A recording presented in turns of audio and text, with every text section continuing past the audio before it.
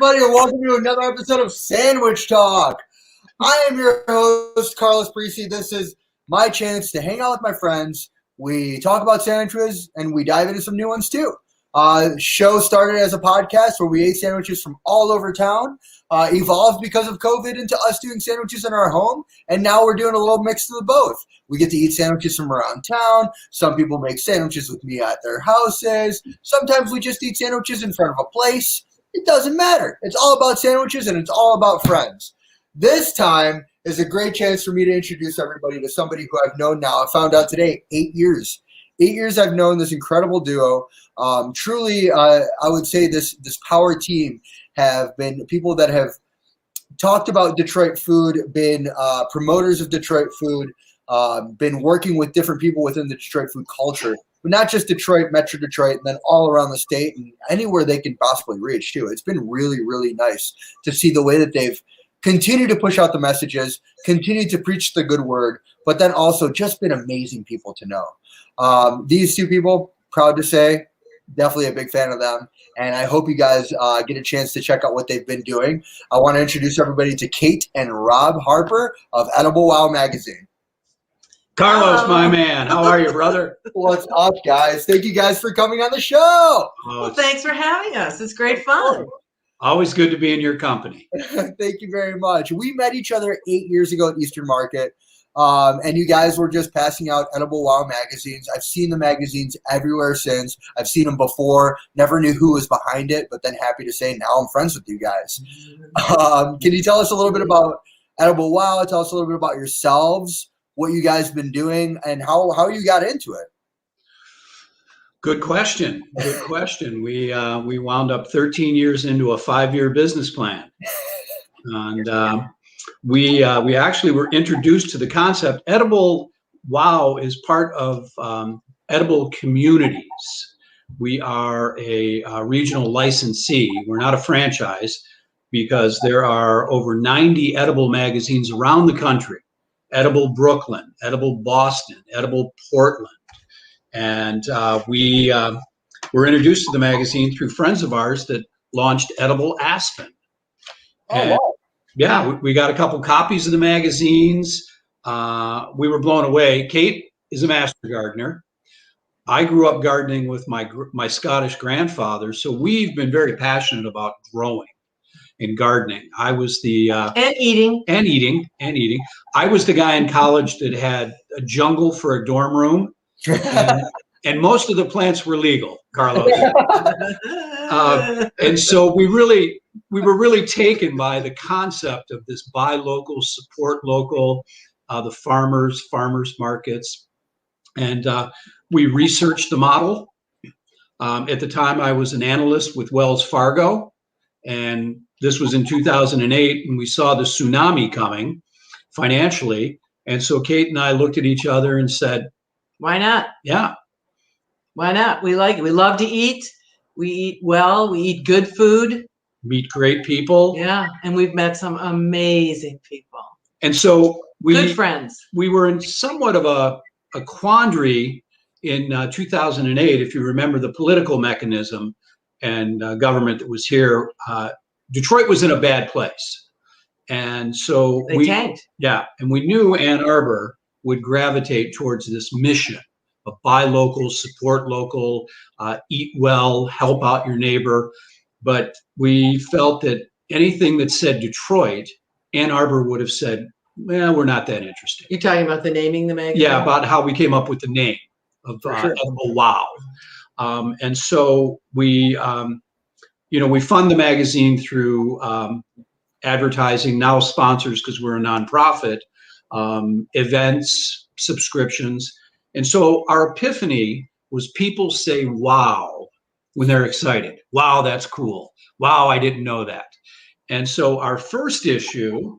And if we had a nickel for every time somebody said that to us. Hang on, Kate. We'd all be on a cruise.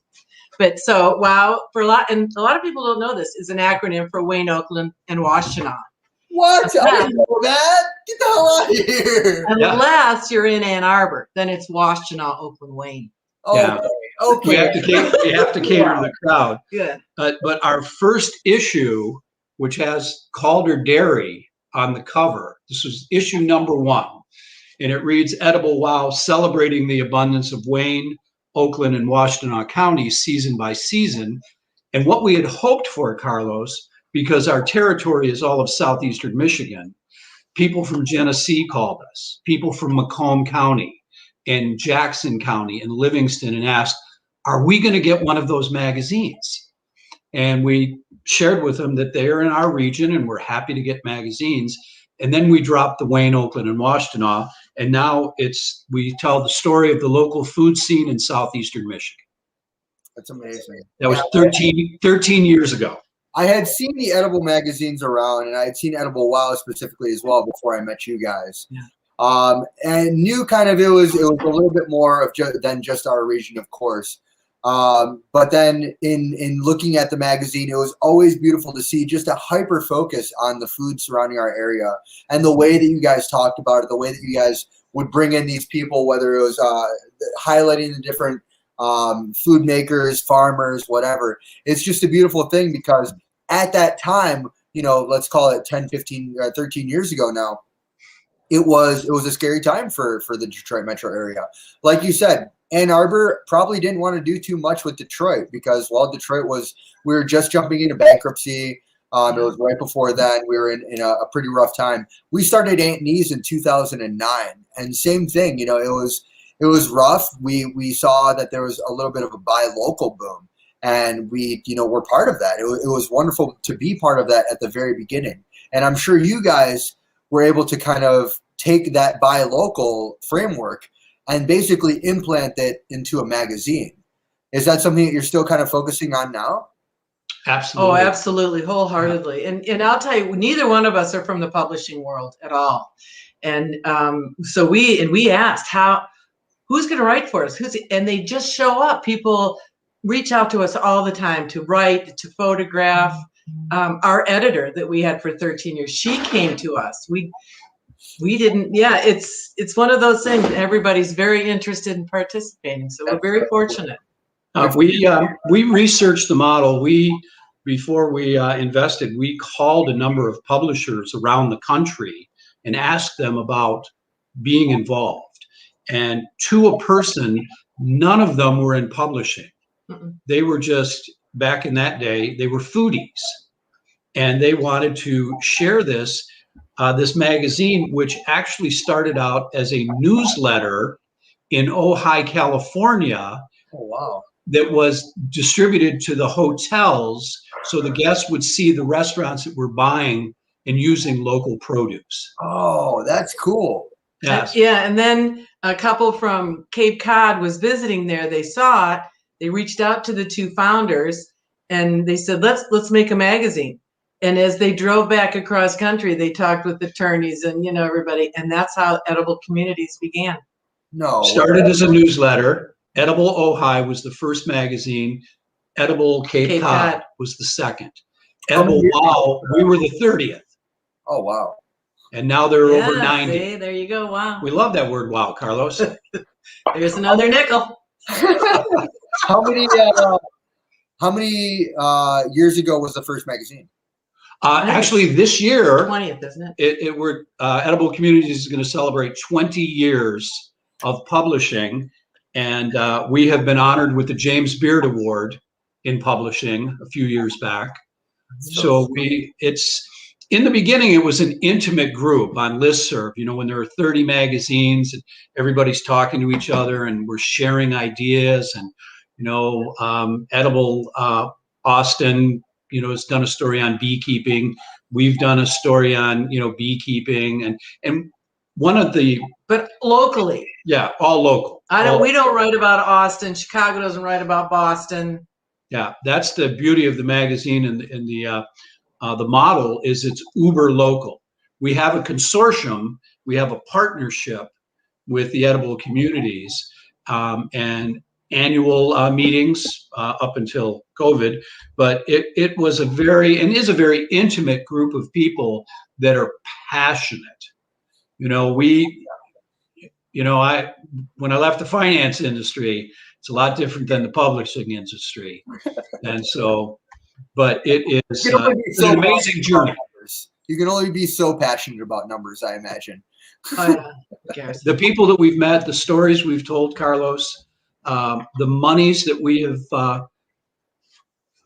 we're proud to say have helped with nonprofits, the Edible Wow cooking events, and Live Love Local for the greening of Detroit down at Eastern Market. So we really enjoy. That's what we've awesome, been doing. guys. Look That's here. awesome. You guys have killed it. So this is, when was this? This is 2013, issue number 23.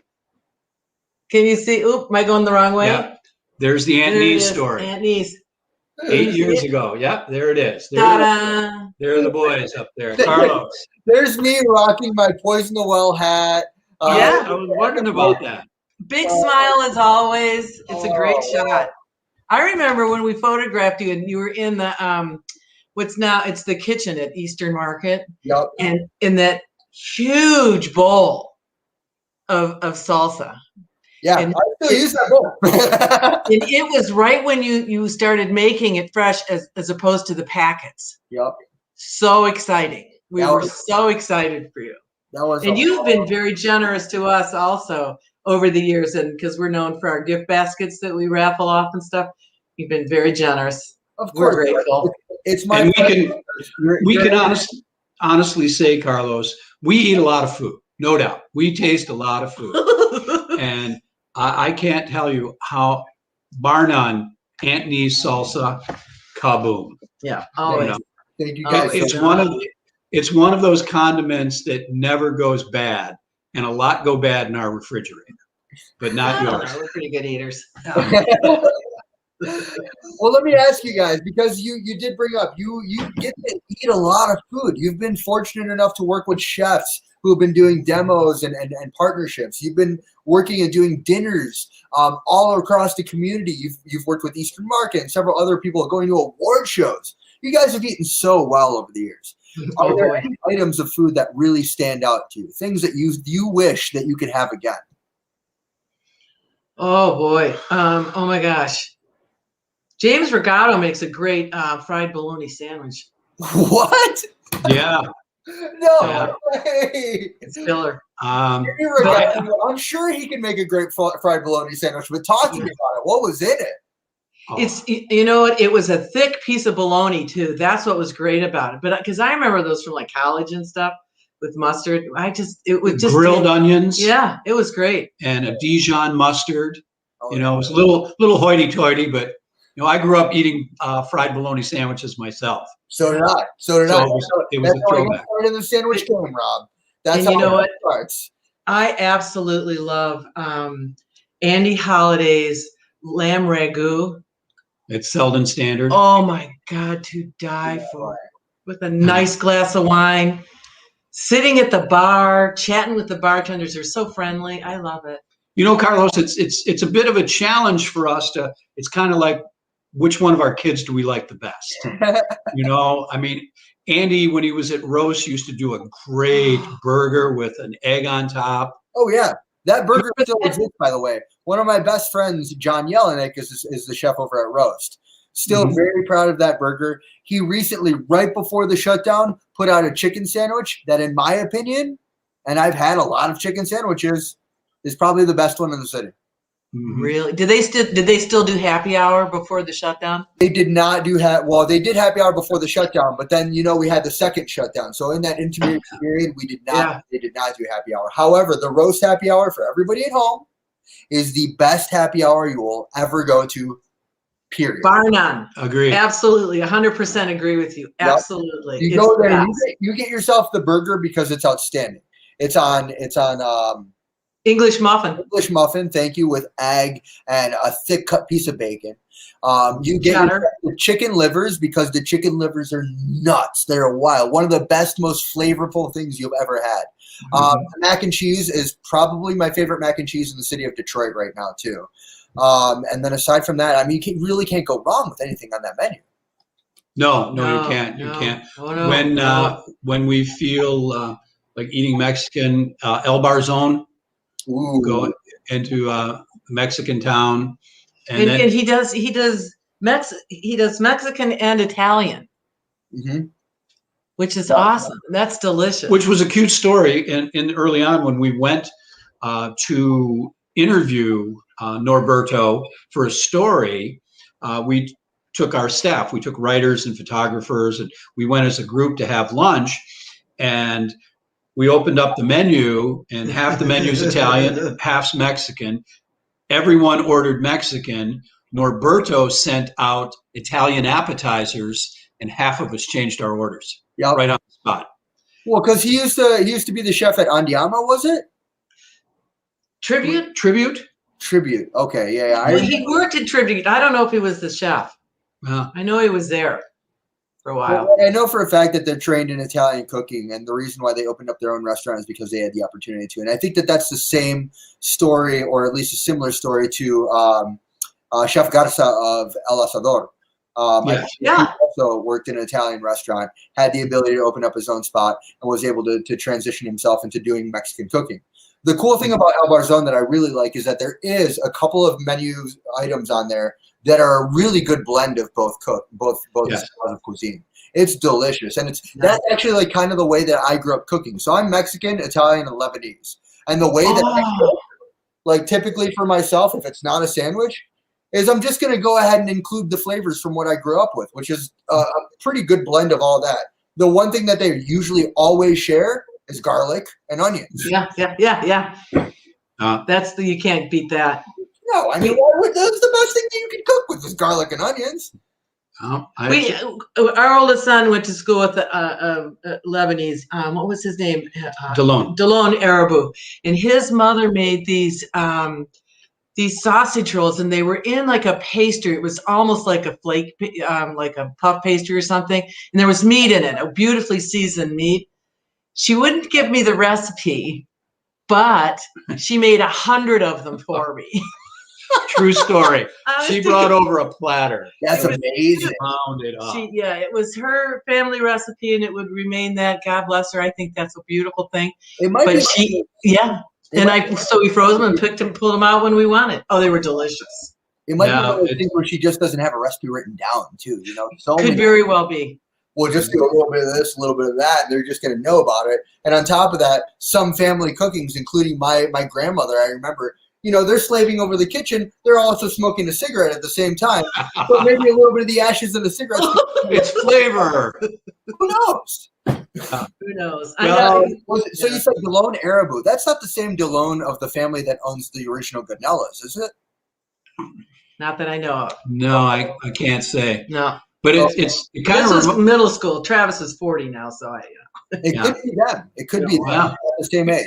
Yeah. Well, and talking about recipes too, our good buddy Dave Mancini, when he first launched Supino's, and we were there. We had the banners on, and we were blown away with this pizza, especially the one with the egg on it.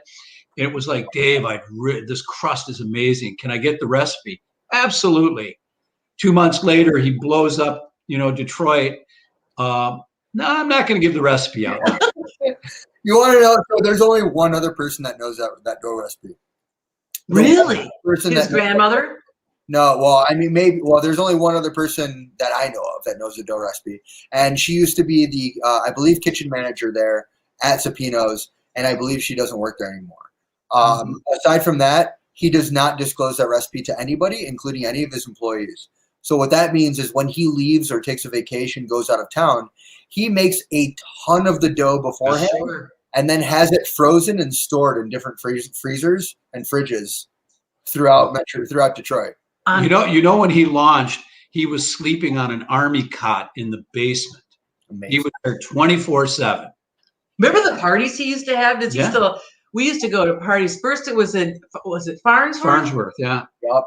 Pouring rain, but we had a blast. And there was 50 people there, and no one left. Yep. I remember I think it was the 5-year anniversary party. Maybe it was the 2-year anniversary party. I don't remember. It was at the Lincoln Street Art Park. Oh, okay. Yeah. Really cool. Like a lot of great people showed up, and there was just pizza as far as you guys could see. And I loved Rondinella, La Rondinella. Oh, I loved that. That was great. Yeah, Russell Street Deli. You know, we're seeing a lot of collateral damage, and it's dear friends, and it breaks our heart. And we do whatever we can through the magazine, through our social media, our website. You know, Wendell Berry said it best: shake the hand that feeds you, and get out there and support your brothers and sisters in this industry, because their labor of love is on your plate, and now they can't get the plates to you. Slow but sure, but you know, we feel deeply for our friends. Yeah. You guys have seen a lot of ups and downs in the community, and I'm very, very fortunate to say that, you know, we can share some of these stories, and it's amazing to know that through our ups and downs, this city, no matter what, just the same way that it always has had the ability to bounce back because of the passion that each and every one of us has. You guys Better and stronger. That. And you've always been the ones to promote that messaging, to promote the positivity of the city, and to be a part of the food community. So I thank you guys very much for that. Well, thank you, Carlos. And we're a lot of hard work, Carlos, but somebody's got to eat at all those fantastic restaurants.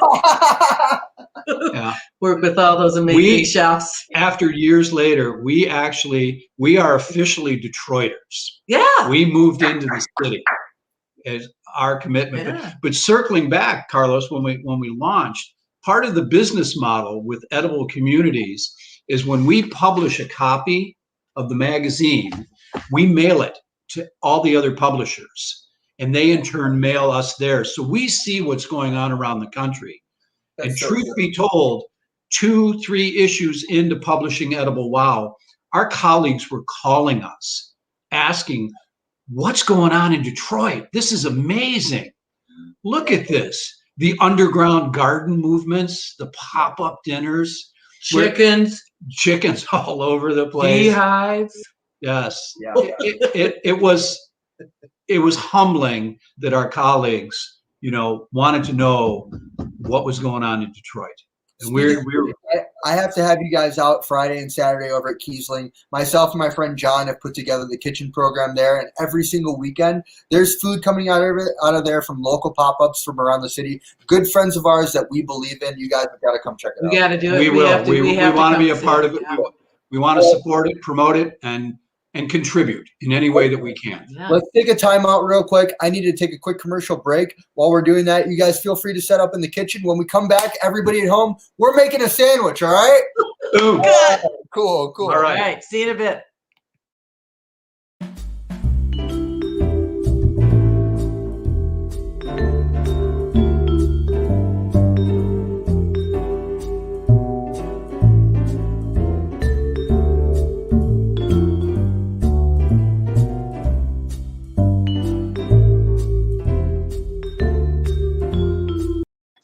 All right. Sandwich Shot, guys, is brought to you by, hang on. My hands hurt nowadays because it's cold weather and too much washing of my hands. But Sandwich Shot is brought to you by Kasamara Club, a Detroit-based beverage, non-alcoholic. And it is, let's see, what can I say about Kasamara Club that isn't, it's all amazing. It's Amaro-inspired. It's natural. It's based here in Detroit. Balanced, buoyant, food-friendly, and it highlights the natural vibrancy of farmed ingredients. Like I said, it's based off of Amaro. If you don't know what Amaro is, you should start learning, because these four ingredients or four varieties rather are delicious. Each one of them complements a different meal in all different ways, and nice bubbles really get up there. They just get on up there. I'm a big fan of these guys. Jason, the owner of Kasamara Club, dropped off a brand new shipment for me as well. So this way, we're going to continue talking about Kasamara. I'm going to keep drinking it, and I'm going to keep passing it out to different friends.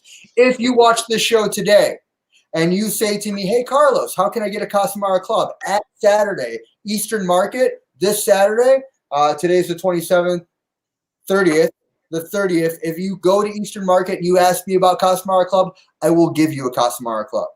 That's right. I've got 4 different varieties available. You just ask me, hey, Carlos, I want to try it out. Come on over and I got you, all right? Kasamara Club. Find out about where to pick them up all over the country today by checking out KasamaraClub.com. All right, we're getting back to the show. Rob and Kate, how's it going? We are in Pretty the good. kitchen. It's a little tight, so we're going to do what we can to move things around. Kate, would you like to share what sandwiches we're making? We're gonna make two different grilled cheese sandwiches. One, our oldest son Travis, who has a food truck, by the way, in Naples, Florida. It's called Hanger Management.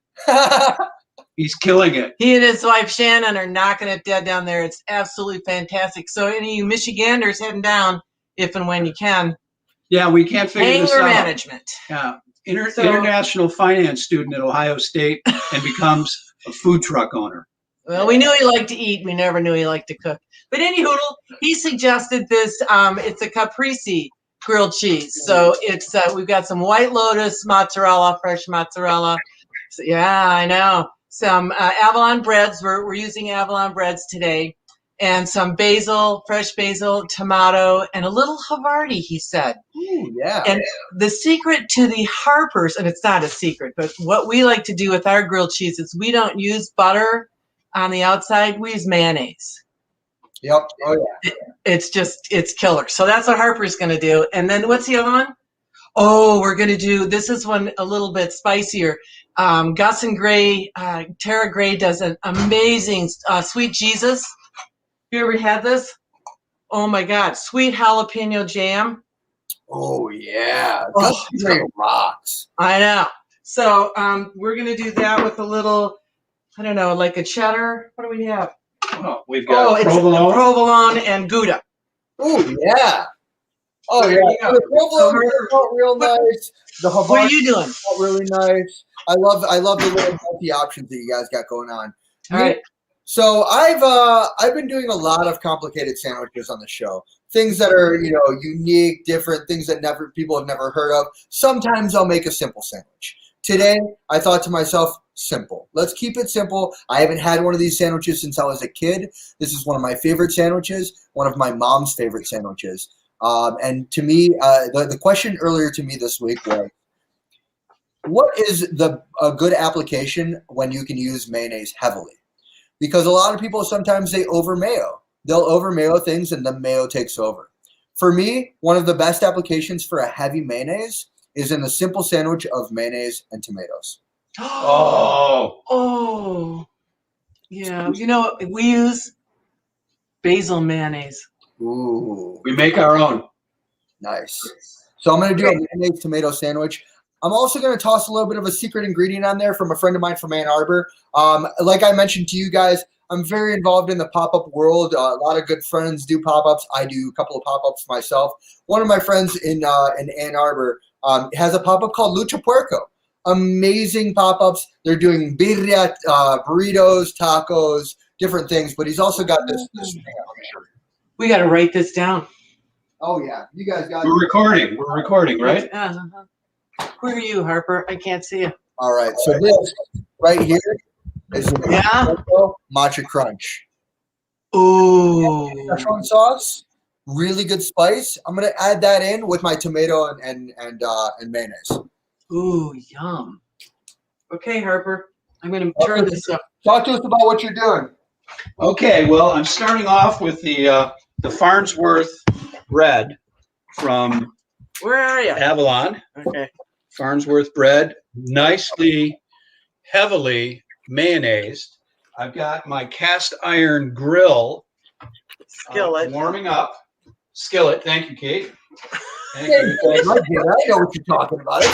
Editing. I'm always editing. Yeah, it takes a village to cook with the idiot. Oh, I get it. It's okay. Which one are we going to start with? You want I to don't do care. the Do the Caprese? Caprese. I'm excited about that one. That one's really pretty. And that's like, yeah, this is the sourdough.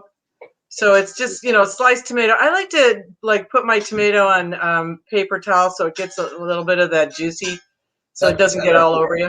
That's a great idea. I think I'm gonna follow suit with that today. I'm gonna do the same thing.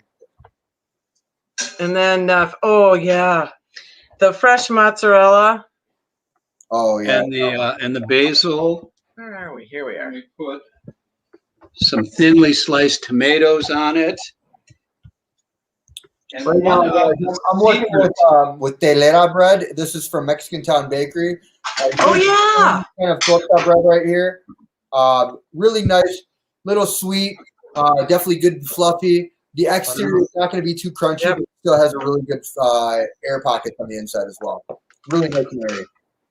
There it is. And there part it of the is. secret ingredient in this grilling, which comes from Chef Matibia at Slow's Barbecue, he likes to throw in a little butter in the pan, Yeah, in the skillet. Yeah. in the skillet, Ooh, listen, love it.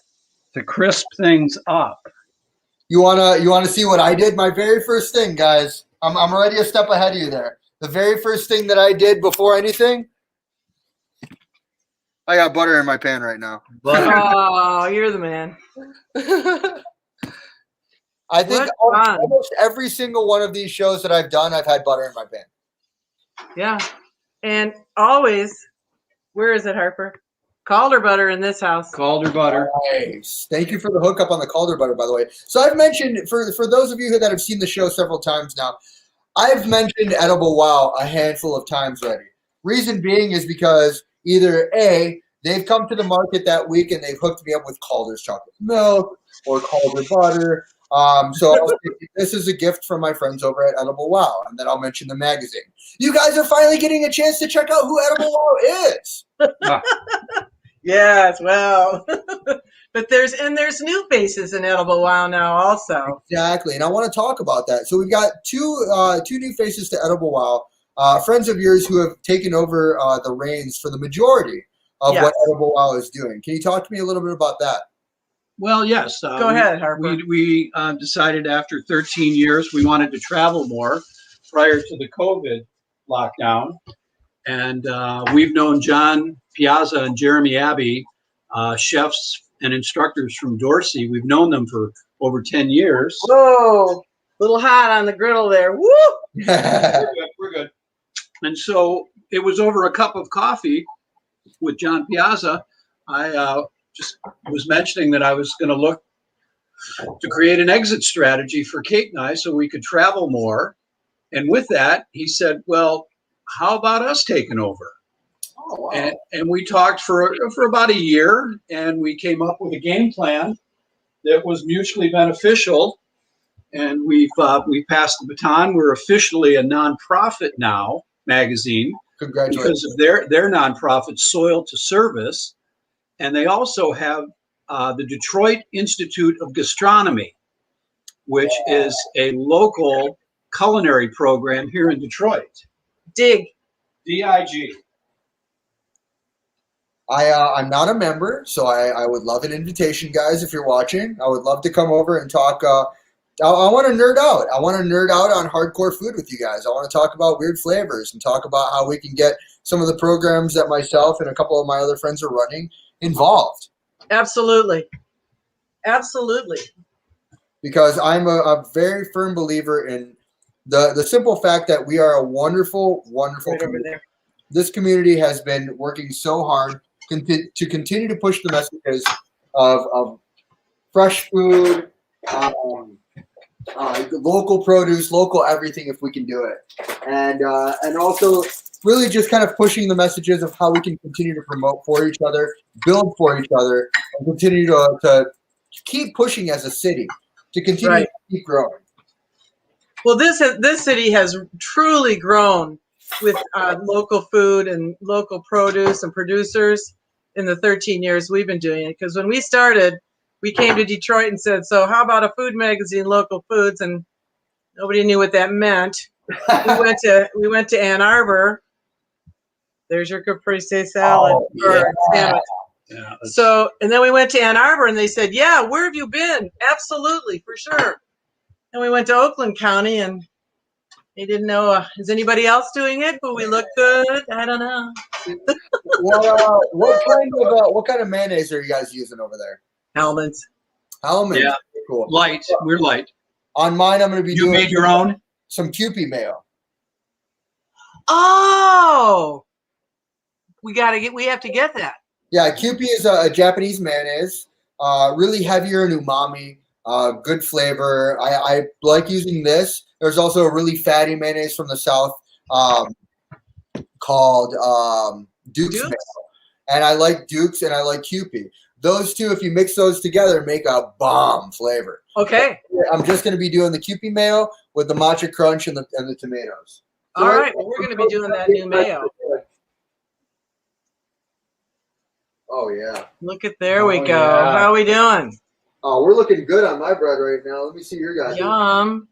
Oh, yeah. All right. Here, Right. No. Here is the inside of my buns. Ooh, pretty. Just We really, really do need to, and I know it's been said a million times on every cooking show on the planet, but we need to figure out smell-o-vision.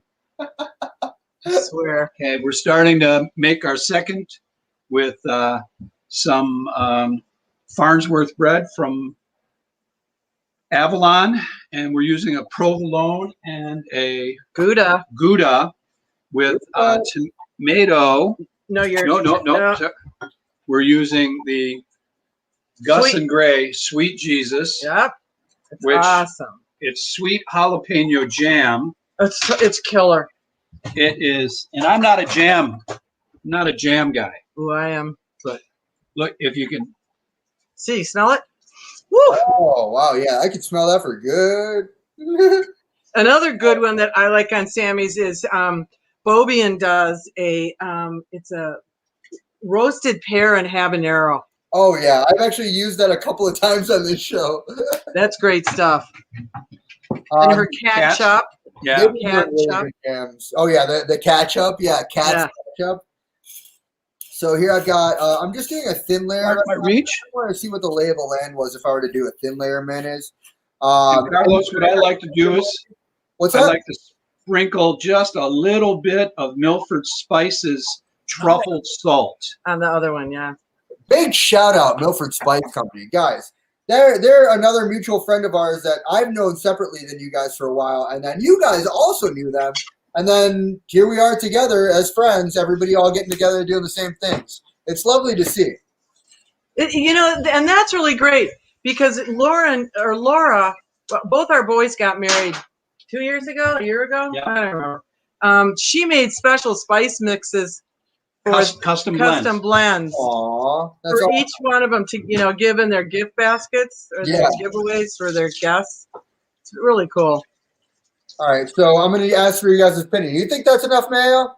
Oh, I don't know. I put got a little more. on there. That's Let's light. go. Run I it. like it dripping. Run it. I'm dying to try this new mayo. That's going to be good fun. Oh, you guys are going to, if you've never tried Kewpie before, you're going to love it. It's a wonderful mayonnaise. I'm looking at your skillet, Harper. Here we go. Can you get in here, Kate?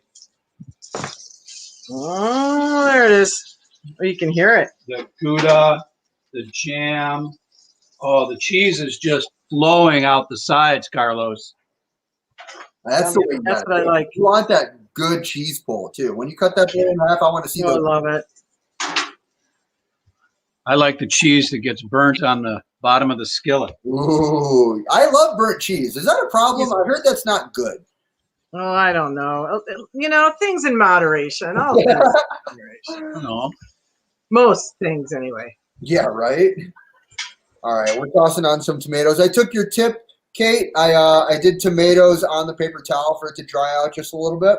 Yeah, just a skosh, just because you still want the juice. And this time of year, I don't know, but when they're your real tomatoes from your backyard, you want the juice. Yeah. All right, I'm just going to separate That's these for boys a little bit. I want to make sure that I get tomato on every single bite here. Boom. Oh, yum. That's covered right there at the bottom with all tomato. Perfect. Oh, and you're using Roma's? I'm using Roma. Yeah, I got 2 Roma tomatoes on there. Okay, that's what it All looks right, like. now, because I do want a little bit of this matcha crunch on there, I'm going to toss that on the top. What do you got? The cool thing about Ooh. oh, yeah. That's beautiful. Yeah, we just need a little garnish. Get out the chips and salsa, honey. Now, Carlos, did you get your tomatoes at the market? I did. I got this actually from a, hang on one second. For some reason, my hands are super buttery, and it keeps sliding on the damn thing. Oh, there we go. All right, cool. I loosened it up. All right. Yeah, what was the question? Did I get my tomatoes from the market? Did you get your tomatoes at the Yeah, market? so these tomatoes, where did I get these tomatoes from? No, these tomatoes were from, I got this at Honeybee. I got these tomatoes at Honeybee. At the Honeybee? Yep. Carlos, Kate and I want to get you Where you? Oh, one of our aprons. you have an apron? Hell yeah, I would love that. Are you kidding me? Yeah. Cooking with edible cooking wow. with edible wow. We're gonna go back and sit down. All right, let me just, I'm going to finish up my boy right here. So I'm adding a fair amount of that matcha crunch on. It tastes good with literally anything. It's a good, like, This is out of Ann Arbor. Mm-hmm. That guy, it's out of Ann Arbor. Totally. Lucha Okay. Puerto. Oh, I love that. Yeah. Is it big? Super good dudes. And then he also works with another great pop-up out there called Side Biscuit.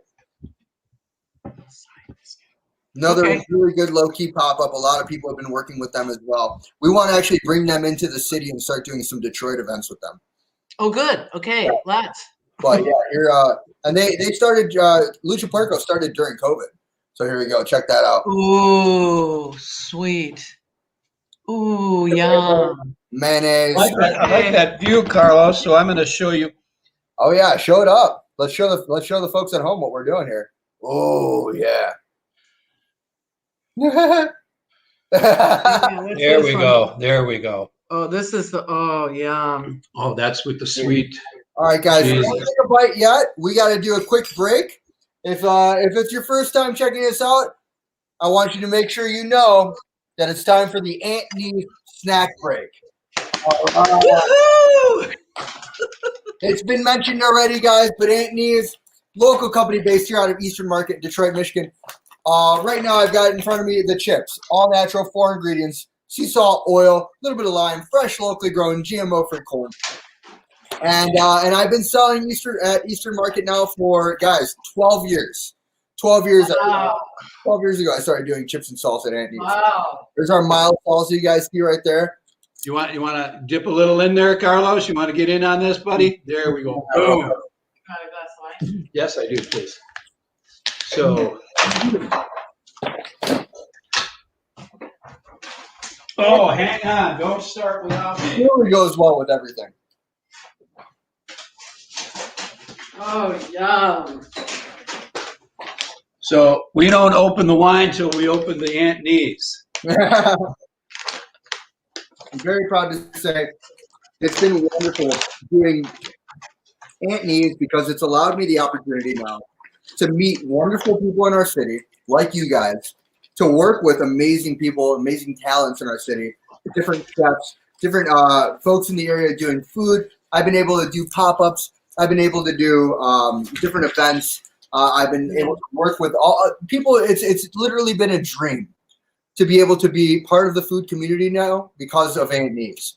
And for those of you at home that have never tried us out, please do yourself a favor. I sell at Eastern Market every single Saturday and have, like I said, for the last 12 years. If I'm not there, it's usually a friend of mine working in my place. And it's been my pleasure to be there working with the community because truly that's what it's all about. It's being part of the community, working alongside amazing people and for incredible people to come and try us out, like you guys. So thank you guys, you, Rob, and Kate, for always supporting Aunt Nee's, for always being a part of it.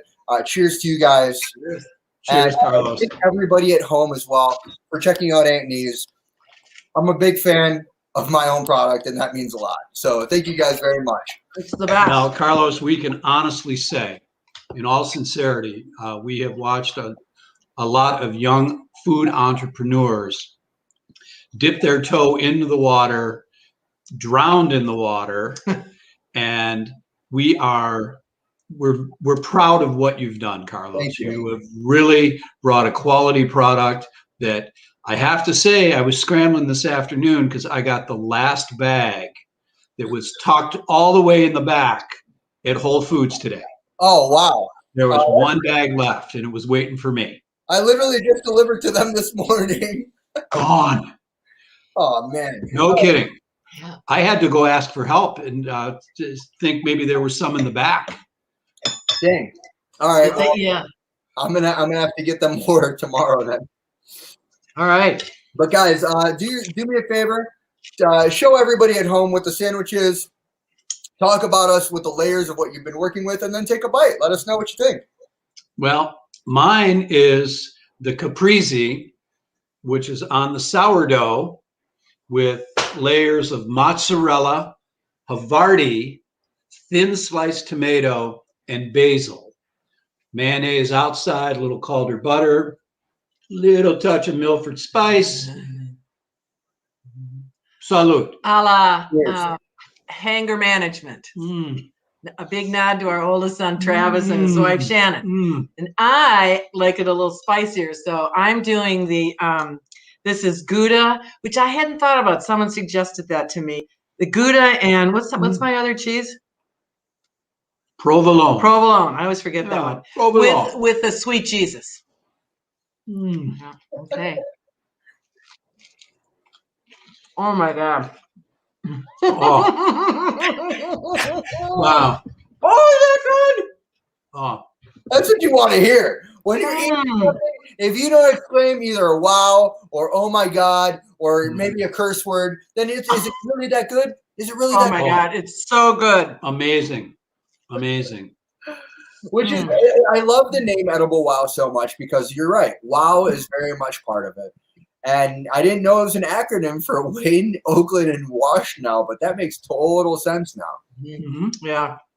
Because we had to utilize the whole area. The region. The whole region. And a lot of edibles do use, like there's edible low country. And I think that's South Carolina. Edible Green Mountain. Edible Vermont. Green Mountain for Vermont. Not everybody uses their actual city name. Because like Chicago, obviously that's Chicago.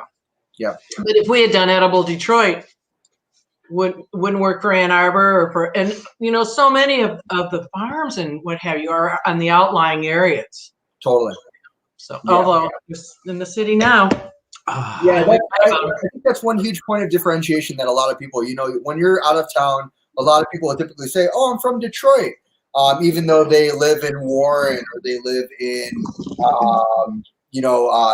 Shelby Township, or it doesn't Birmingham. matter. And it's fine that you say that, but I think that there is a point of differentiation between every little city within the Metro Detroit area, and there's a point of pride that you should have if you're from, a downriver community, or if you're from Birmingham or whatever. There's a point of pride that every single city should have, according to why they're there or what they do. Detroit is good at certain things, but you know what? We're not Ann Arbor, and vice versa. Ann Arbor is great at certain things, but they're not Detroit. Right, and exactly. I think that's a point of pride that Ann Arbor has, and it's wonderful to see that you guys were able to create it as wow. It's not just Metro Detroit. It's wow. And it's Kate likes to say, we tell the stories, we don't report the news. And that's the beauty of the magazine, is that it'll always be 51% content. It's not a glossy, advertising magazine. Our advertisers are our advertising partners. They're sponsors. And we work in conjunction. And that's when we launched the magazine, again, coming from finance and not advertising, to me, it was, well, what's the added value? If someone was going to sell me, an ad in a quarterly publication and say, well, I'll see you in, 3 months. Wait a minute, let's have a partnership. Let's create these cooking events. Let's have these pop-ups. Let's do these fundraisers. And with our cooking demos, we have gift drawings from all the local vendors that donate product, and we get to promote. And as Kate said, and I wish I had the photo, there's always a big butt bag of Aunt Knees in the middle of the Kate gift baskets. And our gift baskets are coveted. Yeah. People clamor for those bad boys. You guys always support. Thank you so much. All right, Thank you. Let's see you. Come on. Throw it back. Let's talk about the sandwich. All right, so I wanted something simple, right? I wanted mayo and tomato. Everybody knows what it is. If you haven't had it before, it's a simple sandwich. I've known about it since I was a kid. It's my mom's favorite sandwich. Didn't talk about that. But I also wanted to add a little bit of spice, so I brought my friend Lucha Puerco, put in the matcha crunch in there. If you want his Matcha Crunch, go to any of his events. You can message him on his Instagram, and he can set one aside for you too. But here we go. All right, here we go.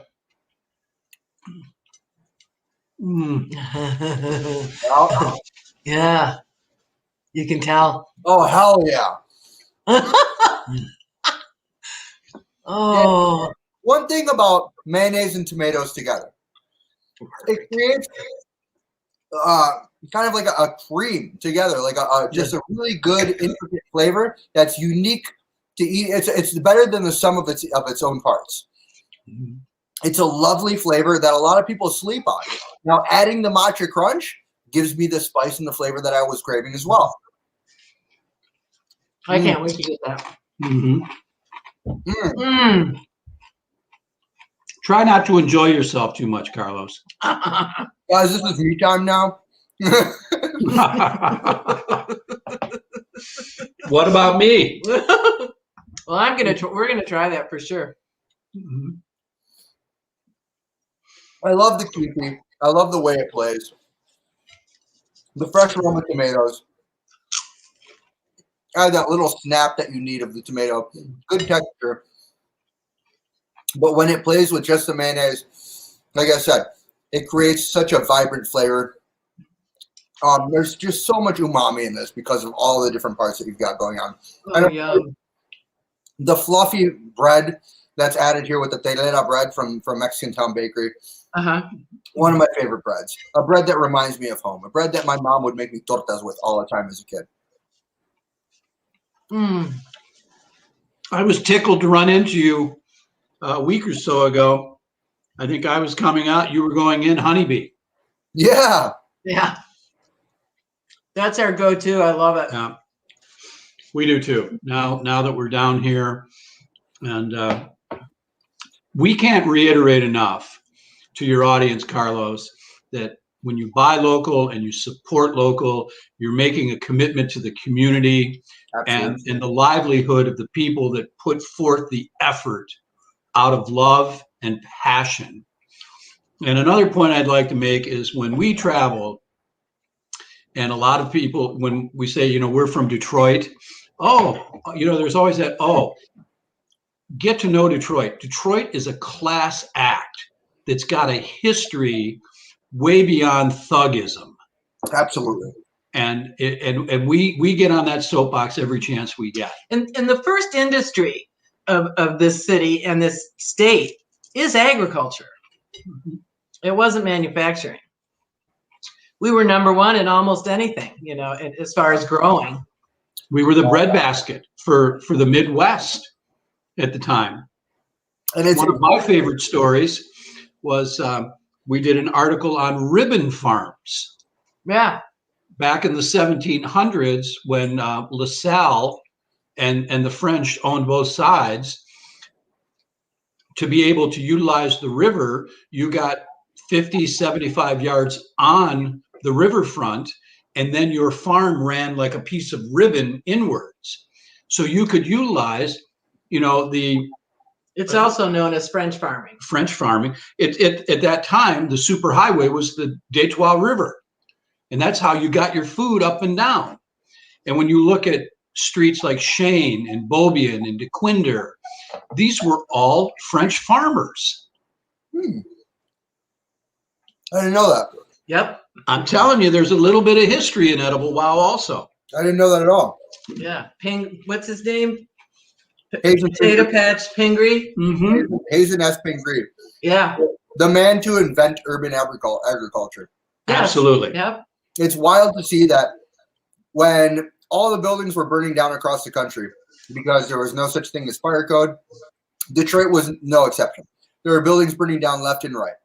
And the one thing that brought this city back was urban agriculture instituted by Hazen S. Pingree. And from Detroit, that model was then replicated across the country and allowed for a comeback that brought us into the 20th century. Yeah. It is amazing. We have a rich history. This sweet Jesus is,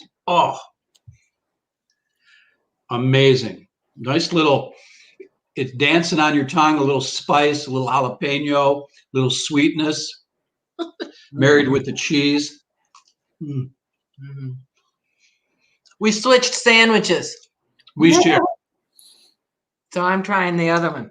We're I'm sharing. so happy I'm so happy I toasted my bun. Mm-hmm. Really nice interior crunch with a little bit of butter on there.